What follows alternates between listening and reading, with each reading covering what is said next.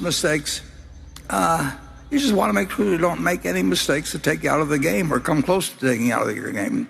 You should never have a night when you're worried about investing. I mean, assuming you have any money to invest at all, and you should spend a little bit less than you earn, and you can spend a little bit more than you earn, and then you've got debt, and the chances are you'll never get out of debt.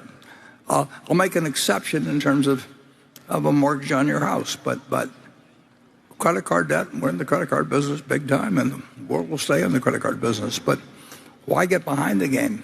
And if you're effectively paying 12 or 14 or whatever percent you're paying on a credit card, you're saying I'm going to earn more than 12 or 14% of money. And if you can do that, come to Berkshire Hathaway. So it's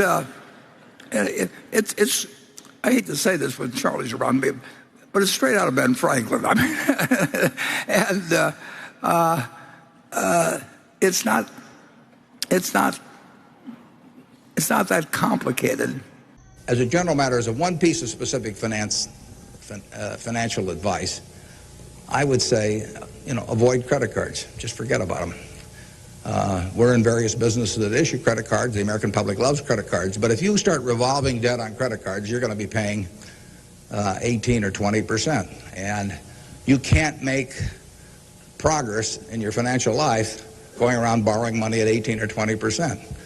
You can make a lot of money by lending it out at 18 or 20% over time. If you can find anybody that's good that will borrow from you. But you don't want to be on the side of the equation that's always behind in life. I was lucky. I'd saved about $10,000 by the time I got out of school. That $10,000 was really worth millions I might have earned later on, because after you get a family and everything, the expenses roll in. But those were my tools to work with, but it was only because I was ahead of the game.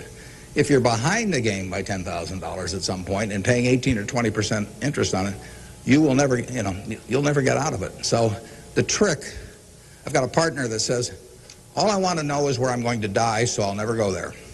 And that's true in financial matters as well. You want to figure out where you don't want to be ahead of time and avoid that. And I get about a dozen letters a day from people who are having terrible problems. And there are two reasons why they have terrible problems. One is a number of them have had health problems of some sort. I mean, they have really been hit by or somebody in their family has been hit by some kind of catastrophic illness. And that is it's a terrible thing to happen to any family. And they run up bills they can't pay. And really only society can solve that one in terms of protecting people against that. That's just plain bad luck. But the other one is from people who run up credit card debt, and they're facing bankruptcy, or they've been through bankruptcy once before, and they owe a whole bunch of money, and they can't even pay the interest, let alone pay any principal. And half of my letters come from people like that, and that problem is avoidable. Catastrophic illness is not, but credit card debt is something you bring on yourself, and it's way better, it's way easier to stay out of trouble than to get out of trouble financially. And I will guarantee you, if you run up big credit card debts, you will be in trouble probably the rest of your life in terms of your financial situation. On the other hand, if you get ahead of the game, even if it's on a very modest scale, so that money is coming in from investing, and people owe you money, or equities owe you ownership, you'll be way ahead of the game compared to paying it, always paying your creditors every month. So my advice to you is, if you can't pay for it, don't buy it, and get yourself in a position where you can pay for anything. Between wealth, money, and status.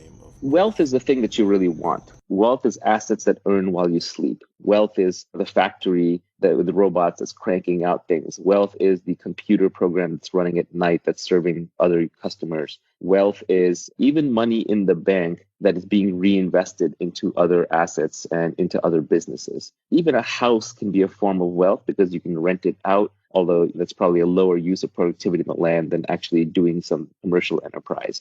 So my definition of wealth is much more businesses and assets that can earn while you sleep. But really the reason you want wealth is because it buys you freedom. So you don't have to wear a tie like a collar around your neck. So you don't have to wake up at 7 a.m. and rush to work and sit in commute traffic. So you don't have to waste away your entire life grinding all the productive hours away into a soulless job that doesn't fulfill you.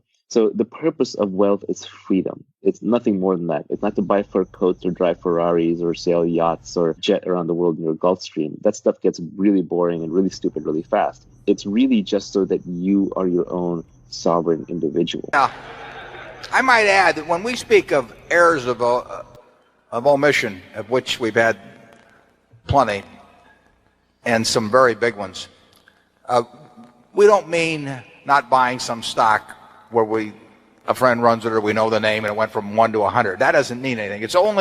We only regard errors as being things that are within our circle of competence. So if somebody knows how to make money in cocoa beans, or they know how to make money in a software company or anything, and we miss that, that is not an error as far as we're concerned. What's an error is when it's something we understand and we stand there and stare at it and we don't do anything.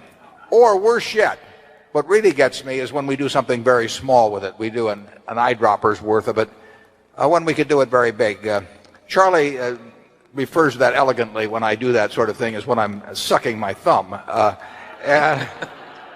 And they're really, I mean, we have been thumb suckers at times with businesses that we understood well.